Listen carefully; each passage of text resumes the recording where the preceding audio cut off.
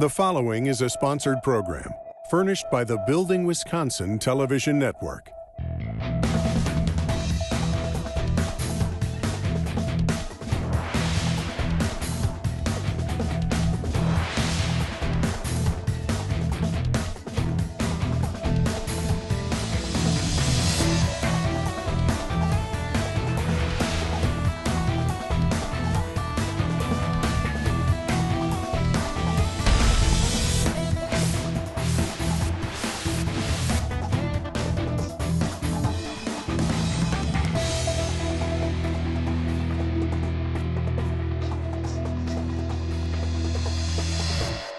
Welcome to Building Wisconsin. I'm Stuart Keith, and on today's show, well, we're walking through Wisconsin's 5-year electrical apprenticeship program. So let's get started with Dean Warsh from IBEW 494.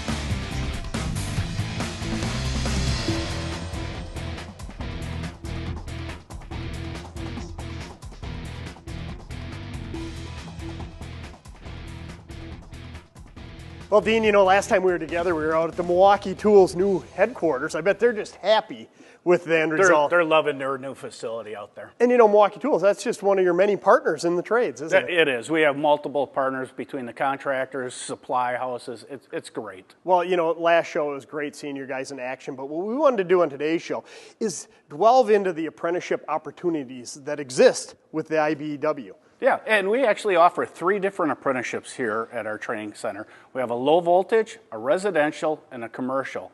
So the residential and the low voltage are both 3-year programs, and the commercial is a 5-year program. Wow, you know, I didn't realize there were 3 different opportunities. I just thought it was one size fits all, and it's a 5-year apprenticeship. And it's up to what the member wants to do.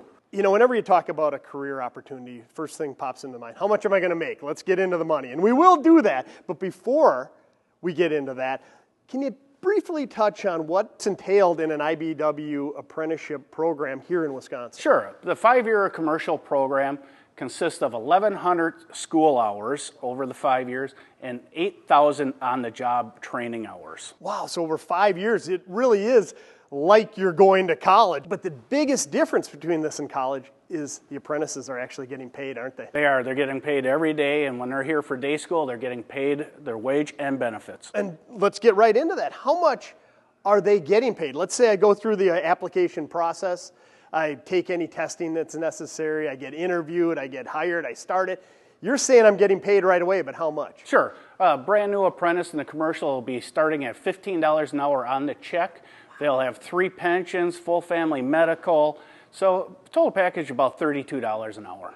Wow, and again, I can't help but compare that back to college where it's money going out and I'm going to have a huge debt at the end of 4 or 5 years. Here, I'm earning as I'm learning. And now, am I rewarded for being a good student? And that's what I mean is if you get from year 1 to year 2, do I get a pay raise? Pay raises are all by hours. So the first pay raise is about 6 months. The second pay raise is another 6 months, and then it's about 9 months in between after that. So in the first year, you're going from $15 on the check to $19. And again, it's not just hourly wage. You're also rewarded by all those benefits you get. Correct. Your benefits are all increasing also. Wow, and so I graduate with honors, of course, after 5 years. Do I have to negotiate a pay raise with my contractor or my employer at that time? No, you don't have to individually go and ask for a pay raise. The union membership picks their own negotiating committee. They sit down with the contractors, hash out a deal. It's usually a 1 to 5 year contract that they do. And typical contract's 3 years. The contractors love it because they know how to bid their work and what to expect. Well, it makes sense to me, and it sounds like a great partnership you have not only with local manufacturers, but with your contractors as well. We sure do. Well, I'm going to catch up with Dan Large now because I want to get more into what exactly is involved in each of these 5 years in an electrical apprenticeship. I appreciate you coming on today's show. Thank you.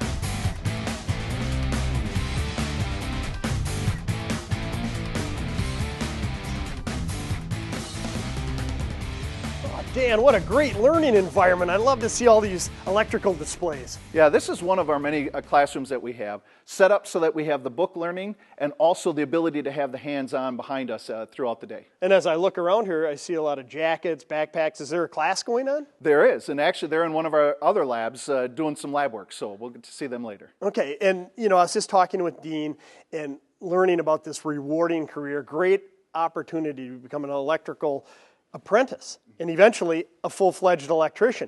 But before we get into that, I gotta believe that there are some qualifications. Not anybody can just come walking through the doors and automatically be entered into the program. Correct. So our minimum qualifications are 18 years of age. You have to have a high school diploma or GED. We have a minimum math requirement, which is 2 full years of high school level math. One of them needs to be algebra. They both need to have a C or better. And then driver's license. You have to be able to get from job to job because apprentices will travel between jobs depending on the work that needs to be done. Okay, so let's say that I meet those qualifications. How do I start the application process? Well, the application process is pretty easy. You can walk into our offices, you can go online and download it, or you can call and ask us to mail them to you or email them to you. And that way you'll get our application. You can fill it out and then send it back with proof of the high school education and minimum math, and then you go on to the next steps. Okay, so what are those next steps? Let's say I have a license, I was good in school, I'm an eager learner. Do I automatically become an apprentice? No. So the next step would be once you meet the minimum qualifications, then you go to our aptitude test. The aptitude test is a 2-part test. The first part is math and algebra. The second part is reading comprehension. Ooh. Algebra. What happens if I need to get brushed up on that? I assume I have to pass that test. You do. And realistically, the algebra portion, if you aren't quite sure, or it's been a little while, we do have training partners. So you can go to Big Step, and they're able to help you and tutor you in that math.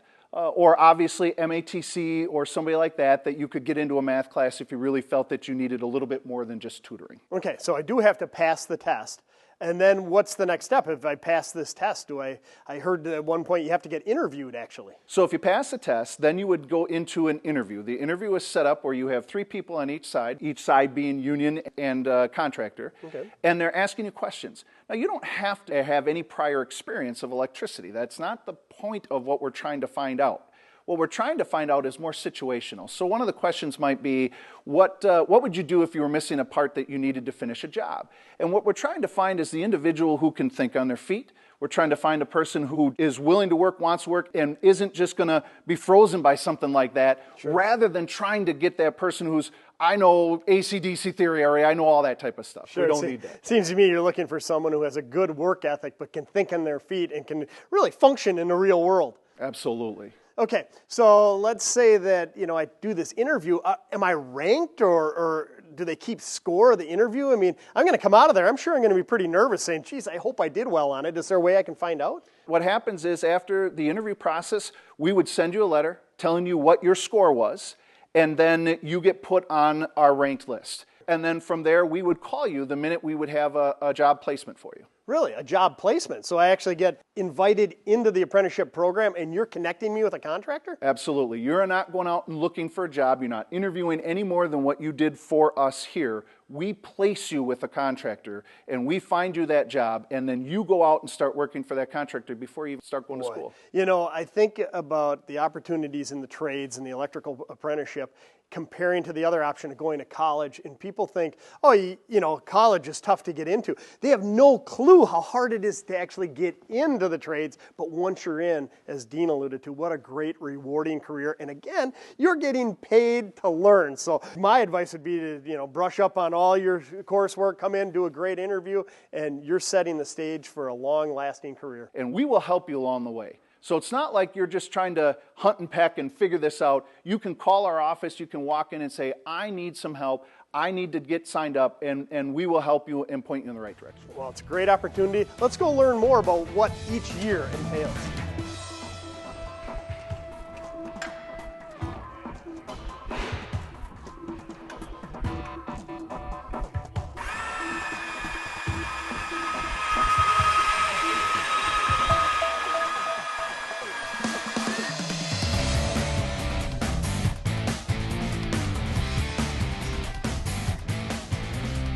Well, Dan, here we are in one of your many classrooms at the training center. That's right, Stu. We actually have 13 classrooms that are set up this way.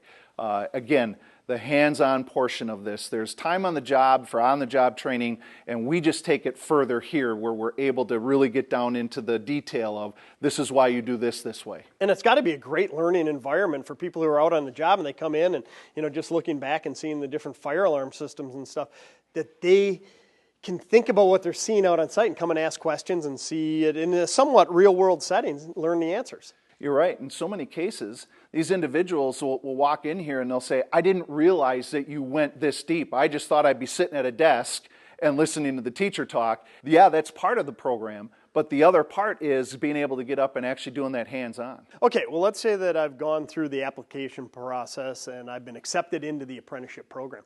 Let's take it year by year so that the viewer out there, anybody interested in it, has an idea of what they can expect is expected of them. Sure. So the first year, you're learning DC theory, AC theory, conduit bending. We go through job information and different stuff like that, and there's always code, and there's always electrical safety. Well, I just think of the electrical field itself, and it can be quite frightening to someone who doesn't understand it. So not only year one, probably throughout your electrical life, you're really concerned about safety. Well, and there's so many times where it can be that one little thing. And it can be that one thing that you weren't thinking of. And so we're constantly trying to get them to realize you got to think all the way through the day about safety.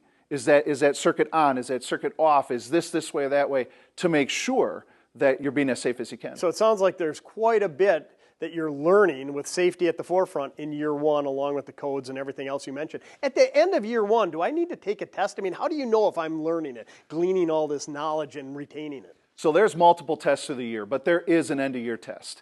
And then you take that test and you pass, you move on to the next semester. If you don't pass, then you got to wait. Really? Yeah. So I'm not kicked out of the program, but I have to wait until what, the next semester when you offer the course again? You're correct. So you're not kicked out of the program. You're able to continue to work for the contractor that you're working with. And when the class comes around again, about a year that you'd have to wait, but you're able to get back into that class and then continue on with your apprenticeship. So the moral of the story, make sure you do your classwork, you be good on the job and learn and pass that test, and then you can get on to year two? You're absolutely correct. And what are we learning in year two? So year two then moves into transformers and motor control semiconductors. So you see how we kind of took that step up from the general and the theory now into stuff that you would be using on a job site. Okay, so how many days a week am I working and how many days a week am I in the classroom setting, whether it's year 1, 2, or 3? How does that work? Well, it transitions, but the first 3 semesters, you're in school 1 day a week, which you're paid to be here, and then you come back for 1 night a week. It's that second year that we transition into total night, but first part of that year, you would be 1 day, 1 night. You say you're paid to be in school. Again, I think to college. I not only have to pay for tuition in college, but I have to pay for my books and all the materials as well. Do I have to purchase materials to be part of the electrical apprenticeship program? Not for the first 3 semesters. So again, those first 3 semesters, our contractors will pay for the tuition and books so that you can focus on the studies and what you're doing out in the job site, and you're not worried about how am I going to be able to buy books and how am I going to be able to pay for schooling and whatnot. And then after that, then you've made some transitions in the pay that was discussed before, and you're at a pay where you can start to afford the books and tuition. Sure. Well, that's a great example, again, of the partnership you have with your contractors. They, after all, want a knowledgeable, competent workforce, a highly skilled, highly trained group of electricians that they can count on, so they see the value of it, so I assume that's why they're helping with this whole system. You're right, and we want to be the best that there is, and you need to focus on your studies. Okay, so I wrap up year 2, I pass that test. What am I learning in year 3? Tell me I get to look at some of this cool looking stuff. This is part of it. So year 3 has fire alarm, has rigging and lifting, and it also has programmable logical controllers. Wow. So you see again where we took that next step up, where we're starting to learn a little bit more of that heavy lifting of the electrical industry, where you're getting a little bit more specialized and get away from maybe the day-to-day and get a little bit more specialized into what we're doing. Again, the labs are set up so that we can have the student come in and they can be working on this lab. So it's set up that they can do everything from the panel, the head end, all the way out to what you would see out in the hallways or rooms or wherever else they are. And it gives them the ability to hook it all up and then also make some mistakes without being where it would affect the contractor or the customer, where they can do some of this stuff and get more comfortable working on this so that when they get out onto the job site, they're more productive and they can get the job done. To me, I mean, if I were to analogize that, I think of a sports team. Say I'm a baseball player. In practice, I want to work on everything, or basketball or hockey, whatever it is. You want to work on things. It's okay to make a mistake in practice, because in the game time, you want to be pinpoint control, perfect, and get it done. And in the real world, that's really what the end user or the contractor is looking for, is a highly trained electrician that can properly install all these systems. You're right. When you get into basketball, what do? They shoot free throws, right? And they shoot free throws over and over and over again. So you get the student in here and you get him or her doing these tasks over and over and over again, so that when they get out on the job site, it's like second nature. Just get out, go do your job, and get done. Well, you know, I'm thinking about the first 3 years, and I'm learning an awful lot. And to me, it seems like you're building on everything you learn in year 1, applies in year 2. You take the next step up to year 3. Not unlike college, where you're learning and you go from Algebra 1 to Algebra 2 to Calculus and on up. My question is there a lot of homework like in college? I mean, after all, I'm in a college setting here. I assume I have some homework to do. You do, and it is a lot like college. So the first 3 semesters, again, because you have that 8 hours of day and then 3 hours of night, you're probably looking at somewhere between 12 to 15 hours of homework. A little bit later, where you're only doing the 2 3-hour sessions at night, now you get into a little bit less, but it's still equivalent to what you do here in the classroom. Sure, yeah, but to me, when I think about the homework that I would have here, this is what I want to do for life. This is my career. It's got to actually be fun doing this type of homework, because after all, you're getting paid to do it. It was for me. Once I got into my apprenticeship and I started to go through this, I wanted to learn more, and I didn't mind doing that homework. It's not to say that I was just happy-go-lucky and I'd run in and sit down and couldn't wait to get in. But as I started to do it, I could relate to what I was doing out in the field and some of that real world, which just made it easier to sit in and get it done. Okay, well, I can't wait to learn what's in years 4 and 5, and we'll do that next. All right.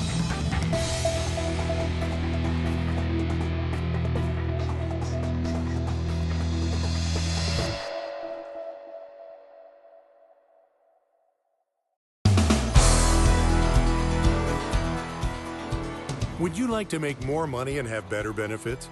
Be part of a network of skilled trade professionals who are trained to the highest standards.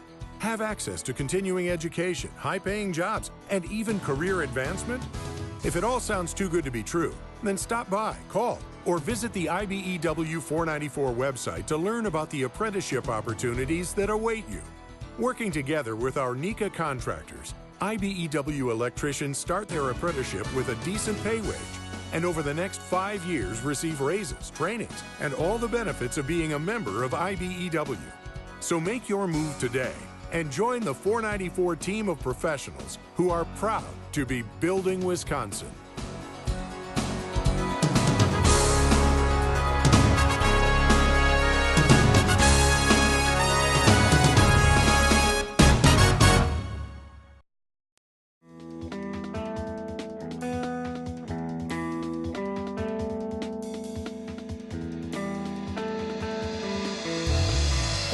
Welcome back to Building Wisconsin. I'm Stuart Keith, and so far in today's show, we've been learning about Wisconsin's 5-year electrical apprenticeship program. Now let's continue with Dan Large from IBEW 494.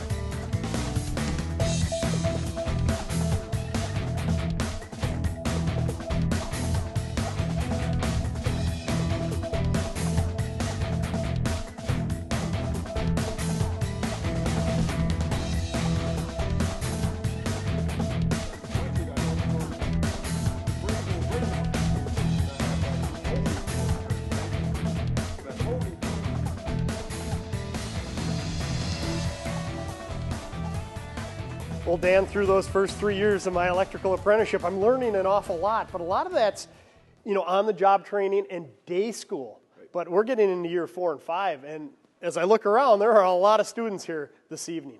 Absolutely, and now in 4th year, we're going through stuff like photovoltaics and hazardous location, medium voltage, and instrumentation. So again, taking that next step to starting to go, okay, now here's some of the more intricate things that we're doing and things that we have to get into as we get into that 4th year, and that is strictly nights. So now you're coming 2 nights a week. And so I'm working 5 days a week at least, unless I want to do some overtime. But in addition to all that on-the-job training I'm getting, I'm coming here, you said 2 times a week at night? 2 times a week at night, 3 hours each night. Okay. So total of 6 hours. And then that morphs right into year 5, and is that very similar, getting even more specialized? It is. Year 5 is a little bit different. So year 5, you're starting to look at getting done, right? Yep. So year 5 now, we go down to 1 night a week.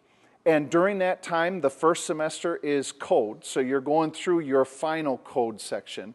And then the second semester is job layout and foreman training. You know, those must be pretty intense tests at the end of each of these years. And do you assist, like, preparing for it? Because it seems like we're, you know, as I mentioned earlier, we're building on each year to learn more the next. I mean, I don't want to make it sound like it's overwhelming for somebody, because most of the electricians do pass. Yeah, they do pass. And realistically, if they've gone through and done their homework and done everything that they were supposed to, the teacher's there and all assisting to get them to that level. When they're done and they get through that 5th year, then they have to take a state test that the state gives, and that's a culmination of the 5 years. Okay, and so every apprentice that graduates from here in 5 years still has to take that state electrical test. They still have to go on and pass that state electrical test. And once they pass, then they're considered a journey worker, right? That is correct. So let's say that I become a journey worker year 7, 8, 9. I want to get more specialized in the trade. We always talk about how the industries continue to evolve, but I got to believe your curriculum also has to evolve. Even here tonight, we've got people that have journey workers that have come back, and they're doing classes on their own to continue on their education. You know, some of them are here for code classes, some of them are here for safety classes, some of them will take a specific class on transformers or something like that, just to keep that knowledge going. And I know earlier when we started this segment, you said that this is just one of the 3 different apprenticeship programs that you offer. Correct. So we also have residential and we have our low voltage or telecom. So we have the ability here to be able to take them through each step, whether it's inside wireman, telecommunication, or residential, and have them come back after their apprenticeship and continue their education right here, given to them by the JATC. Yeah, well, it's a great program, great opportunities, and you know, really, here in Wisconsin, we are blessed to have the different trades, the different trade unions that put on all these courses and really create rewarding careers for our residents. I appreciate you walking us through the Electrical Apprenticeship Program. It's been our pleasure. Thank you.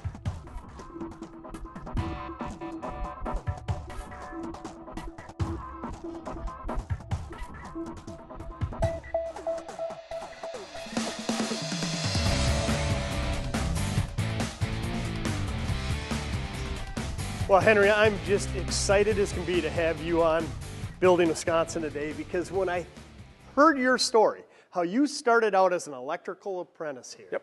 and worked your way through many years in the industry, and then started your own successful business, in my eyes, you're the pinnacle of the electrical industry. People say, is it a rewarding career? Are there opportunities? Heck yeah, all the way up to business ownership.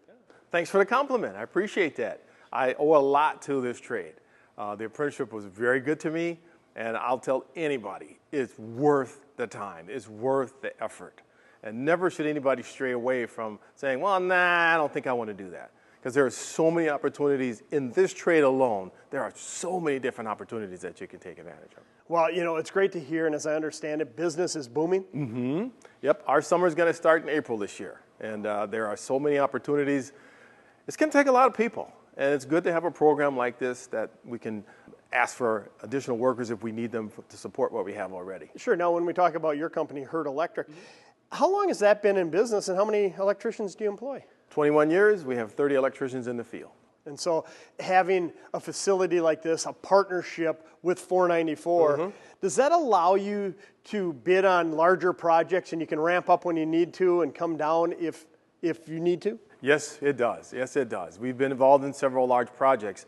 We were able to ask for the additional workers that we needed to have because we know what to expect when they come from this training program and from 494. That's got to be of the utmost importance to you, having the confidence in the workforce that you get from them? Oh, definitely. We've got something to start with.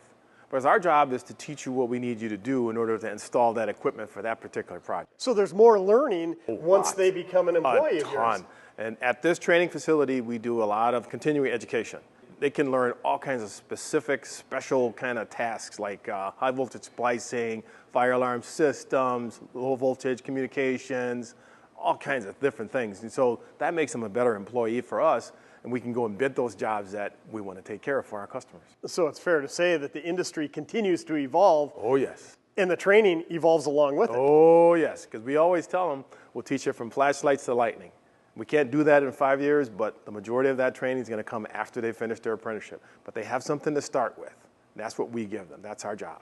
Boy, you know, I just can hear the passion in your voice. And the closing question I have for you is, if a son or a daughter goes to a parent and says, I want to become an electrician, do you have any advice for that parent? Because there's a stigma out there. Go to college. You got to go to college. What would you give as far as advice to the parents of a son or a daughter? Don't hold your child back, the son or a daughter. Don't hold them back. Encourage them to get the information needed so that they can make an educated decision. Otherwise, you'll have that kid living in your basement for a long time. Boy, and so it's a long, rewarding career. Yes, and it at the is. end of the day, if business ownership is what you're striving for, it is totally possible. You can literally start at the bottom and work your way up to as far as you want to go, whatever level of responsibility you want to have. Well, I wish you the best of luck in the future. Thank you so much for coming Thank you on very today's much. show.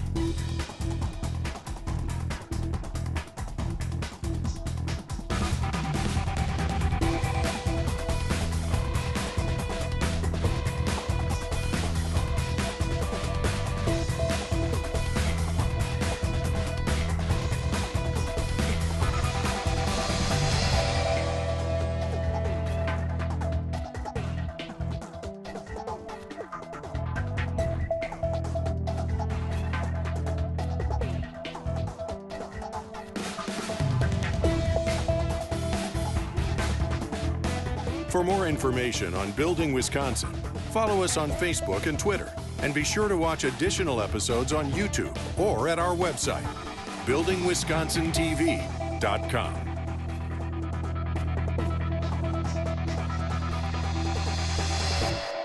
The preceding was a sponsored program furnished by the Building Wisconsin Television Network.